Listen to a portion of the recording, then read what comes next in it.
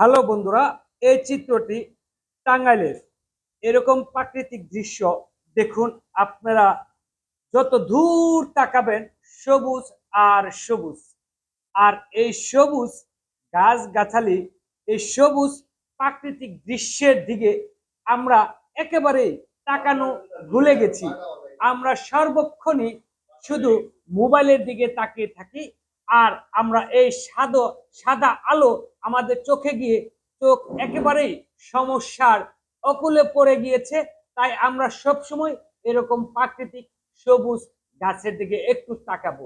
মূলত আমরা যারা শহর এলাকায় বসবাস করি, আমরা কিন্তু এরকম সুন্দর প্রাকৃতিক দৃশ্য আমরা কখনো দেখতে পাই না।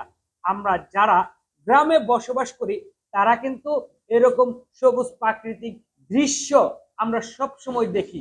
তাই আজকে গিয়েছিলাম টাঙ্গাইল। সেই টাঙ্গাইলে যাওয়ার পরে কিন্তু এই ভিডিও চিত্রটি আপনাদেরকে উপহার দেওয়ার জন্য আমি করেছি।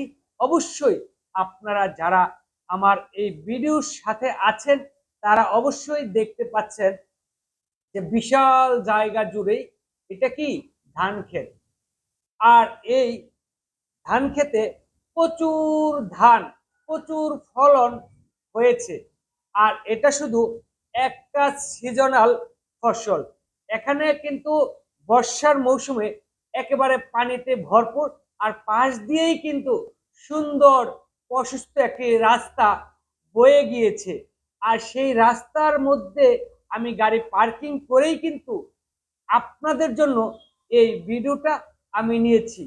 আর এই ধরনের ভিডিও সবসময় ইউটিউব চ্যানেল ফর ইউতে পাঠিয়ে দেয়। আর একটি ভিডিও যদি এই ইউটিউব চ্যানেল পছন্দ করে ফেলে তাহলে অবশ্যই ইনশাল্লাহ চলে যাব বহুদূর। তাই সবাই এই ভিডিওটি দেখবেন, কমেন্টস করবেন।